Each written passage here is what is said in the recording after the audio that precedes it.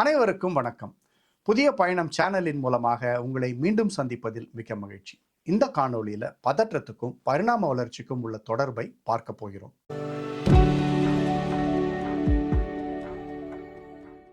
கோடிக்கணக்கான வருஷமா மனித உடல் பரிணாம வளர்ச்சி அடைந்து வருது, அதாவது எவல்யூஷன் நடந்துட்டு இருக்கு அப்படின்றது நமக்கெல்லாம் தெரியும். இந்த பரிணாம மாற்றங்களுக்கு மூளையும் அதன் பகுதிகளும் விதிவிலக்கல்ல. மூளையின் பரிணாம வளர்ச்சியை விளக்குவதற்கு பால் மெக்லீன் என்ற ஒரு அமெரிக்க மருத்துவர் ஒரு மாதிரியை உருவாக்கினார், அதாவது ஒரு மாடலை உருவாக்கினார். இந்த மாடலுக்கு ட்ரியோன் பிரெயின் அப்படின்னு பேர் வச்சார். இந்த படத்தை தான் இப்போ நீங்க பார்க்குறீங்க.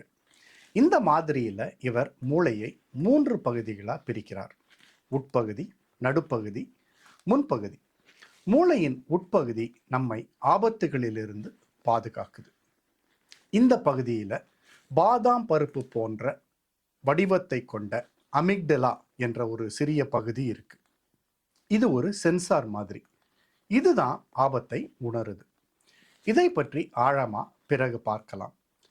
மூளையின் நடுப்பகுதி நம்முடைய உணர்வுகளையும் செயல்பாடுகளையும் கட்டுப்படுத்துது. இது ஆங்கிலத்தில் லிம்பிக் சிஸ்டம் என்று அழைக்கின்றனர். மூளையின் முன்பகுதியை பற்றியும் தெரிந்து கொள்வோம். இதை ப்ரீஃப்ரான்டல் கார்டெக்ஸ் அப்படின்னு அழைக்கிறாங்க. இந்த பகுதி சிந்திப்பது, திட்டமிடுவது, அன்றாட பணிகளில் ஈடுபடுவது போன்ற செயல்களை செய்யுது. இந்த 3 பகுதிகளில் உட்பகுதி கோடிக்கணக்கான வருடங்களாக நடக்கும் பரிணாம வளர்ச்சியில் முதலில் தோன்றியிருக்க வேண்டும் என்றும், நடுப்பகுதியும் முன்பகுதியும் பிறகு மெதுவாக வளர்ந்திருக்க வாய்ப்பு இருக்கு அப்படின்ற ஒரு கோட்பாட்டை இவர் முன்வைக்கிறார். சரி, இதை பற்றியெல்லாம் நான் ஏன் தெரிஞ்சுக்கணும்? பதற்றத்துக்கும் இதுக்கும் என்ன சம்பந்தம்? நம்முடைய மூளையின் செயல்பாட்டை பற்றி ஆழமாக தெரிந்து கொள்ள வேண்டிய அவசியம் இல்லை தான். ஆனால் மேலோட்டமாக தெரிஞ்சுக்கிறது நம்முடைய பிரச்சனைகளை தீர்த்து கொள்ளவும் அவைகளை திறமையாக கையாளவும் பேருதவியாக இருக்கும். சரி, இப்போ நம்ம ரொம்ப முக்கியமான பகுதிக்கு செல்வோம்.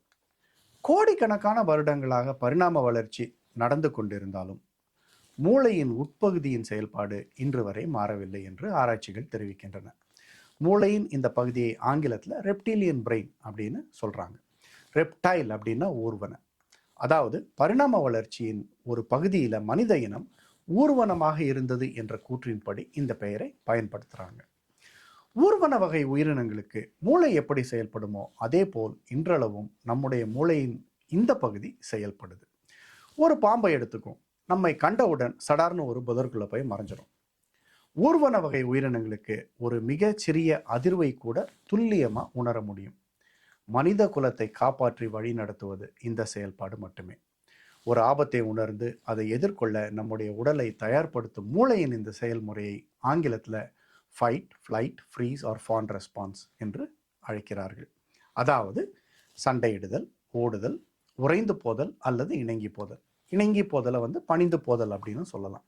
இந்த செயல்முறை இல்லைன்னா மனித இனம் மட்டுமல்ல, அனைத்து உயிரினங்களும் எப்போ அழிஞ்சு போயிருக்கும். இந்த அற்புத செயல்பாட்டை பற்றி அடுத்த காணொலியில் பார்ப்போம். காத்திருங்கள். நன்றி. அன்புடன் பிரின்ஸ். வணக்கம்.